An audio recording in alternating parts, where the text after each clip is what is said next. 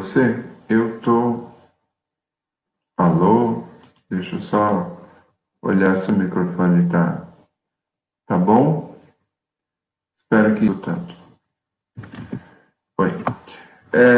Eu queria conversar um pouquinho hoje sobre, já que nós tivemos estamos tendo alguns problemas técnicos, eu troquei a câmera, algumas coisas se passaram, aconteceram, então, bom, eu queria que a gente pudesse conversar um pouco, não deixar simplesmente o canal sem nada. Então, eu queria falar sobre o maior segredo da Igreja Católica.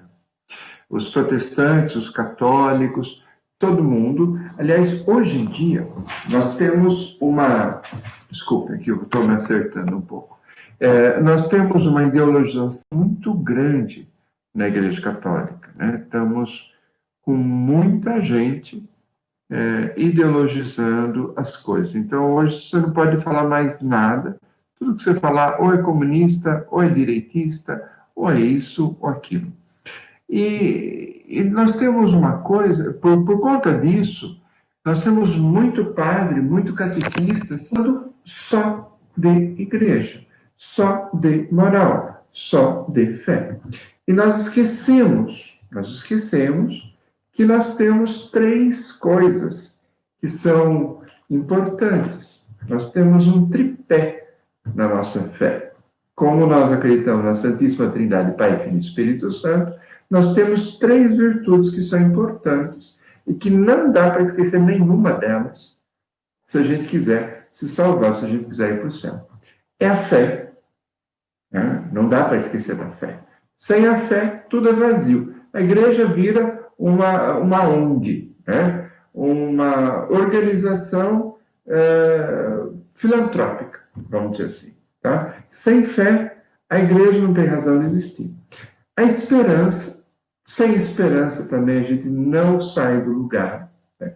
Porque a esperança é aquilo que nos move. Né? Charles Péguy, que é um escritor francês, ele diz que a esperança é, de fato, uma pequena virtude com pequenas pernas que dá pequenos passos. Então, a partir desses pequenos passos, que a gente vai caminhando em direção a Jesus. Tá? E a caridade. E a caridade não é simplesmente eu dar uma esmolinha ou dar um dinheiro para alguém. A caridade é se dar. E se dar aos pobres. Né? E aqui você vai me dizer, mas você é comunista, você é socialista, você está excomungado. Nós temos muita gente ideologizando a fé, a esperança e a caridade, as três virtudes que não dá para largar delas, porque são três virtudes teologais, três virtudes importantes da nossa vida cristã. E nós, quando a gente fala de doutrina social da igreja, nós não estamos falando de uma coisa nova, não. Começou em 1891, com Leão XIII, para dizer contra o comunismo. Você vai dizer, a doutrina social da igreja é comunismo. Não, muito pelo contrário. Muito pelo contrário. Mas nós temos, assim, e se a gente pegar a lista das grandes encíclicas da doutrina social da igreja, do ensinamento católico, começou com a Rerum Novarum, sobre as coisas novas, esse é o nome, né? Em 1891, com Leão XIII, e os cardeais ficaram tão desesperados que eles estavam querendo interditar o Papa, porque achavam que o Papa tinha ficado louco. Onde já se viu o Papa da Igreja Católica falar sobre coisas tão mundanas como é a vida dos operários. Né? O pessoal estava querendo interditar o Papa. Hoje a gente vê, mais de 100 anos depois, que o Papa tinha muito, mas muita visão, e tinha muito do Espírito Santo. Então, se você é anticomunista, se você é capitalista, se você é socialista, leia a Rerum Novarum. A Rerum Novarum vai falar sobre as condições deploráveis que viviam os operários naquela época. Estamos com o ensinamento oficial da igreja contra o comunismo, criticando o capitalismo selvagem daquela época. Né? Mas por quê? Porque o Papa era comunista? Não, porque o Papa se preocupava com a caridade. A gente não pode esquecer disso. Não podemos esquecer da caridade. A caridade não é só eu falar uma coisinha bonitinha aqui e ali, né? É só não dizer palavrão. Né? A caridade é muito mais do que isso. É se preocupar. Muito obrigado, Leider. Coríntios 13, 13. Né? Importante ter fé, esperança e caridade. O Leider está me ajudando aqui. Muito obrigado. Quando a gente fala da Renovar, depois, em 1931, nos 40 anos da Renovar, o Papa Pio XI publicou uma encíclica chamada 40º Ano, quer dizer, nos 40 anos. Né?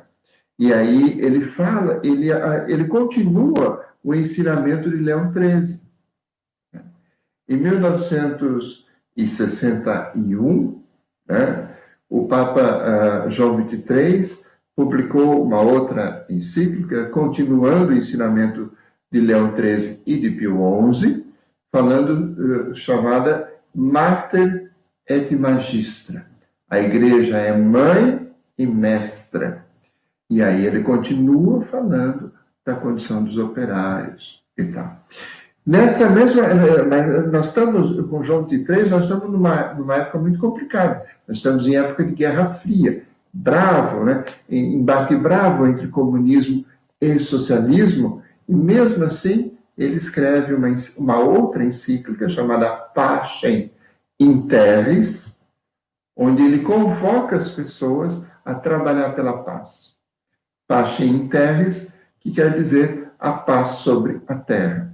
Numa época em que a Rússia e os Estados Unidos estavam querendo soltar a bomba nuclear um no outro. Né?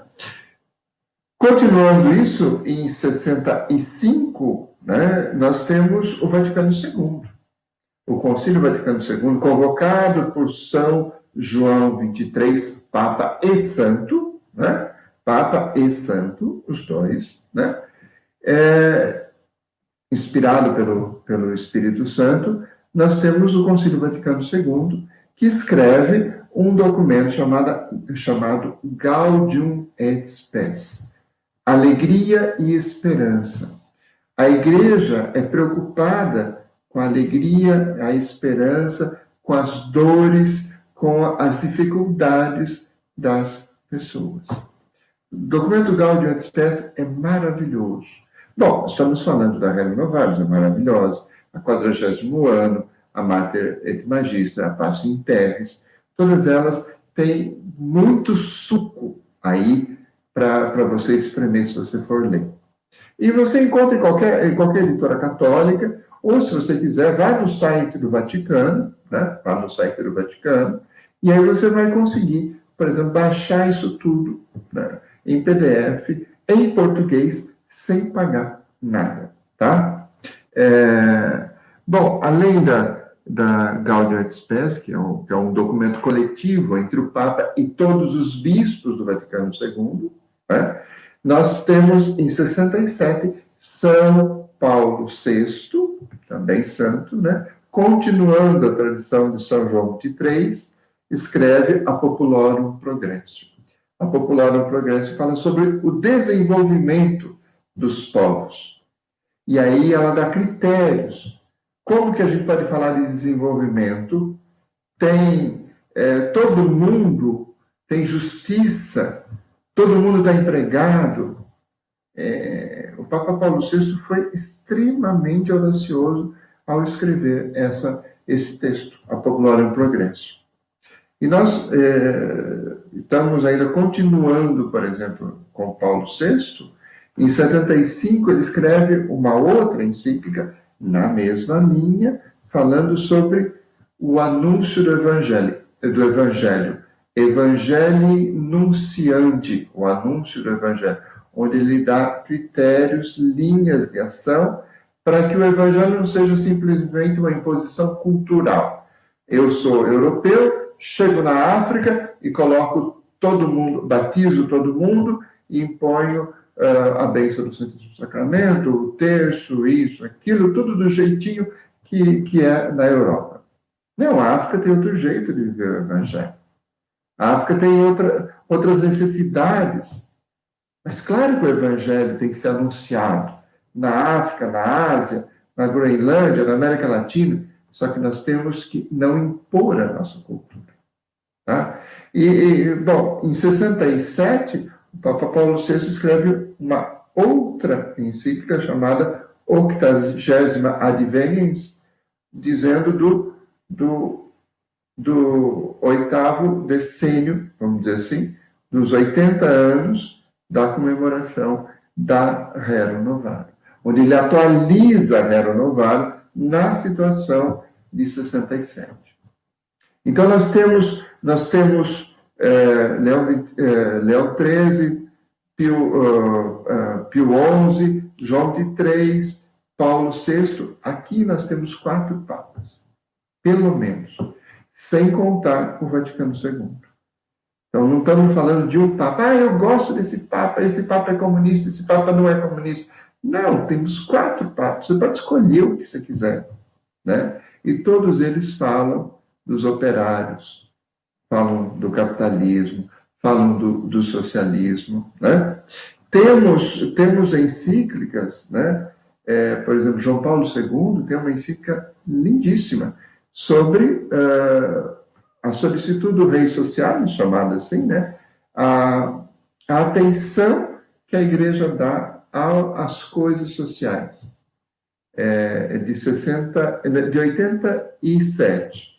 João Paulo II, ainda um pouco antes, escreveu uma chamada Labora Exercis, o exercício do trabalho, onde ele faz uma teologia sobre o trabalho, pegando Deus, que cria o mundo, o universo, e cria e trabalha com o homem. Então, tem textos muito bonitos na doutrina social da Igreja. Em 1991, o Papa João Paulo II escreveu a Centésimos Anos, né? O ano do centenário da Rerum Novarum, que foi em 1891. Em 1991, o João Paulo II escreve, então, sobre o ano do centenário, né? E nessa Centésimos Anos, o João Paulo II chega a dizer que a igreja precisa trabalhar o social, precisa ir ao encontro dos operários, dos trabalhadores, dos camponeses, a ponto, boa tarde, Fernando, tudo bem com você? A ponto de, se preciso for, está escrito lá, vender os cálices, as coisas de ouro, para trabalhar com os pobres. Aí você pode chamar de comunista, mas esse é João Paulo II.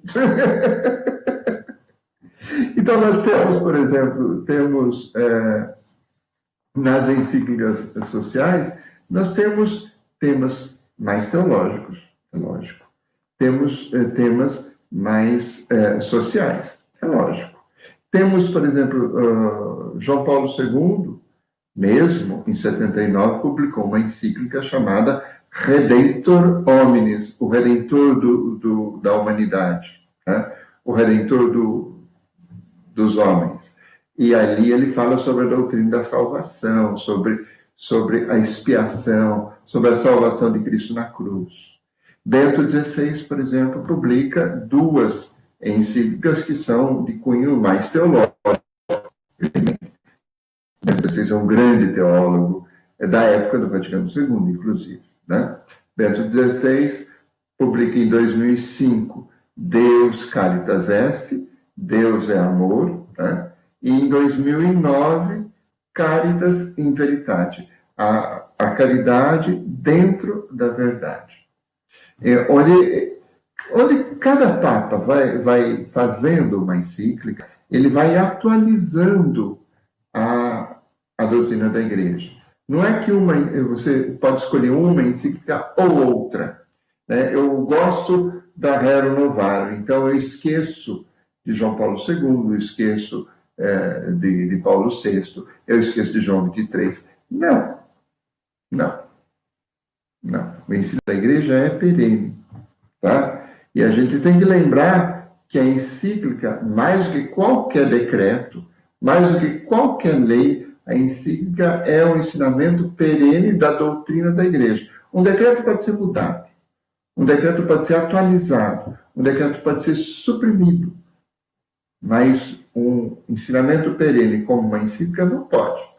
Então, você tem, por exemplo, no cisma católico ortodoxo em 1054, por exemplo, o Miguel Celulário, que era o cardeal, excomungou o patriarca de Constantinopla, através de um decreto, de uma bula, e o patriarca de Constantinopla, que se achava no direito também, como tinha o Papa em Roma, tinha o Papa em Constantinopla, vamos dizer assim, e ele excomungou o patriarca de Constantinopla, excomunga o Miguel Celulário e a Igreja do Ocidente. Então, nós temos um decreto de excomunhão que foi retirado por Paulo VI. Paulo VI, séculos depois, se encontrou com Atenágoras e ambos retiraram os decretos de excomunhão, um do outro. Então, após 400, 500 anos, um decreto que mandava todo mundo para o inferno, a igreja latina mandava a igreja grega para o inferno, e a igreja grega mandava a igreja latina para o inferno, tirou-se. Então, mudou-se, porque isso era um decreto, era uma lei. Agora, doutrina da igreja não muda, tá? Fernando, tudo bem com você? O Fernando está dizendo que desde a adolescência ele se apaixonou pela Populorum Progresso, grande encíclica do Paulo VI. Bom, quando a gente fala, por exemplo, das encíclicas, tem temas controversos. Algumas são controversas. Por exemplo, o Papa Francisco, desculpe, publicou em 2015 a Laudato Si. É extraordinário. Eu dei aula há 3 anos no curso de administração, né, para falar de ISO 14000, eu dei aula da Laudato Si. Fiz os alunos no curso de administração lerem, discutirem, fazerem seminário, ficharem, tudo. E olha, no final do curso, os caras que mais gostaram não foram os católicos, foram os evangélicos, os protestantes que criticavam os católicos todo o tempo. Acharam maravilhoso o texto do Papa Francisco. Porque é muito bom mesmo. Quem entende de ecologia, quem entende de lei, quem entende do assunto, sabe que o texto é muito bom. Então, você tem, por exemplo, temas bastante interessantes. Você tem, nessa onda de doutrina da igreja, desde 1891 até agora, nós temos, por exemplo, encíclicas e textos criticando, por exemplo, o capitalismo. Né? A Rerum Novarum do Leão XIII critica o capitalismo. Né? Em 1937, a Divini Redemptoris, que eu não tinha citado antes, de Pio XI, critica o comunismo. Mas o próprio Pio XI depois escreve um texto chamado, em italiano, chamado Non abbiamo bisogno, não precisamos, necessariamente não precisamos, criticando o fascismo. O Pio XI ainda critica em alemão, né, numa rádio-mensagem dirigida aos alemães. Ele publica um texto chamado Mitte brennender Sorge, em alemão, que agora meu alemão não me recordo direitinho, mas nesse texto ele critica, por exemplo, o nazismo e o racismo, fundamentais na doutrina de Hitler. Tá? Em 63, por exemplo, na Mater et Magistra, o João 23 fala da evolução da doutrina. Ele diz que a doutrina da igreja vai evoluindo por ação do Espírito Santo, e por ação do Espírito Santo nós vamos compreendendo mais profundamente o Evangelho. Essa é uma doutrina de Newman, do cardeal Newman, mas João 23 aceita. Cardeal Newman, que também é santo hoje em dia, né?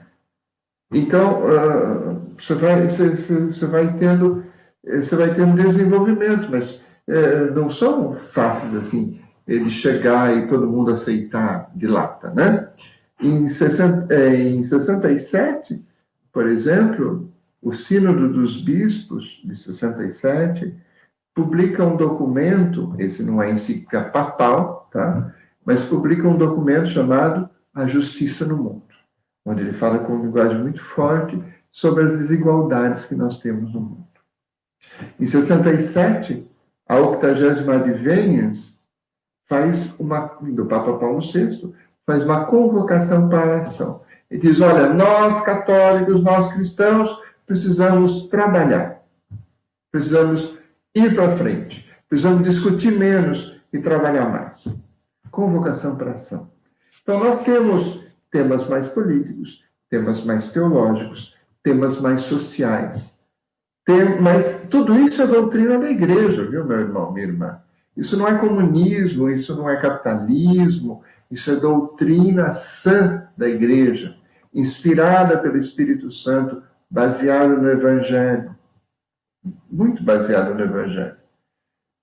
Então, a gente precisa lembrar dessas coisas, critica tudo. Então, aproveite o senso crítico dele e mostre a crítica que a igreja faz ao capitalismo, ao socialismo, ao fascismo, ao racismo, né? O amor que a igreja tem pelos pobres. João Paulo II dizia, nós temos até que vender os nossos cálices para dar de comer aos pobres, se preciso for. Veja que essas coisas não são simples. É claro que não são simples, né? Mas nós temos, se olhar, por exemplo, para a gente fazer um aparato global, por exemplo, nós temos a doutrina social da igreja, fala dos operários, fala da missão da evangelização da igreja, fala de desenvolvimento social, fala de sistemas políticos, fala de temas mais internos, como família, como teologia, e fala de coisas muito mais atuais, que é todo o trabalho de preservação do meio ambiente. Afinal, o primeiro capítulo da Bíblia diz que foi Deus que criou tudo. E Deus criou tudo e disse para o homem, seja o jardineiro da criação. O jardineiro é o cara que cuida. Então, veja, eu queria falar um pouco hoje, para não deixar o nosso canal sem produção. Amanhã, acho que eu consigo publicar um vídeo novo, hoje não conseguiu. Mas eu queria que a gente olhasse essa doutrina social da igreja com carinho, que a gente falasse dela, que a gente usasse isso dentro da catequese de Cristo. Que a gente pudesse falar da doutrina social da igreja dentro da catequese para adultos, para as famílias. Meu irmão, minha irmã, eu sei que nós estamos num momento ideologizado do país, mas nós não estamos falando de uma coisa que é nova. Não estamos falando de uma coisa que é de um papa comunista, ou de um papa fascista, de um papa isso ou aquilo. Nós estamos falando da igreja interpretando o evangelho. Eu queria para terminar o nosso texto, o nosso tempo aqui, eu queria que a gente pudesse ler o evangelho de Mateus. Mateus capítulo 5. Eu faço uma interpretação muito simples e gramatical do Sermão da Montanha. Tá? Diz aqui o texto, Mateus 5, posso pegar nessa Bíblia, eu posso pegar em outro, mas... Jesus viu as multidões, subiu a montanha e sentou-se, como Moisés no Antigo Testamento. Para Mateus, Jesus é o novo Moisés. Os discípulos, o novo Moisés, porque ele dá a nova lei. Os discípulos se aproximaram e Jesus começou a ensiná-los. Felizes os pobres em espírito, porque deles é o reino dos céus. Aqui está uma discussão tremenda, de séculos. Quem são esses pobres no espírito? Se pode ter mais, se pode ter menos, até quanto pode ter, e não sei o que lá. Né? Vejam bem, eu faço a seguinte interpretação desse texto. Uma interpretação bem gramatical, bem simples, mas para mim ela explica tudo. Felizes os pobres de espírito, porque deles é o reino dos céus. 2 pontos. 2 pontos, gramaticalmente, vem ali a explicação depois, né? Então, felizes os pobres de espírito, porque deles é o reino dos céus. 2 pontos. Felizes os aflitos, porque serão consolados. Felizes os mansos, porque possuirão a terra. Felizes os que têm fome e sede de justiça, porque serão saciados. Felizes os que são misericordiosos, porque encontrarão misericórdia. Felizes os puros de coração, porque verão a Deus. Felizes os que promovem a paz, porque serão chamados filhos de Deus. Felizes os que são perseguidos por causa da justiça, porque deles é o reino dos céus. Felizes vocês se forem insultados e perseguidos, se disserem todo tipo de calúnia contra vocês por causa de mim. Eu costumo dizer, felizes os pobres de espírito, porque deles é o reino dos céus. Quem são? Os pobres de espírito são os aflitos, porque serão consolados. Os mansos, porque possuirão a terra. Os que têm fome e sede de justiça, os que promovem, que trabalham pela justiça.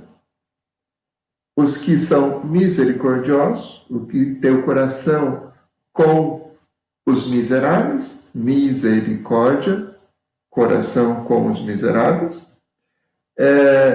Os puros de coração, os que promovem a paz, os que são perseguidos, os que são injustiçados e insultados. Esses são os pobres. E aqui está o sermão da montanha. E, de fato, uma montanha para a gente. Uma montanha de fidelidade, uma montanha de misericórdia, uma montanha de compromisso, uma montanha de justiça, uma montanha de trabalho com aqueles que não têm nada. O Leire está dizendo que ele fez um curso virtual para os professores da PUC e que o cardeal Newman pareceu admirável. O cardeal Newman era inteligentíssimo, de uma santidade e de uma humildade estapafúrdia. Nasceu anglicano, procurou a verdade a vida inteira e acabou sendo católico e morreu cardeal e morreu santo. Como diria o Curadares, os santos nem sempre começaram bem, mas terminaram bem. Que a gente, que às vezes começa as discussões ideologizados, xingando, falando mal dos outros, criticando, semeando discórdia, que a gente acabe bem, que a gente acabe dentro do coração de Jesus, preocupado com os pobres, ensinando a paz, a justiça, a misericórdia, a pureza de intenção. Que o Senhor nos ajude.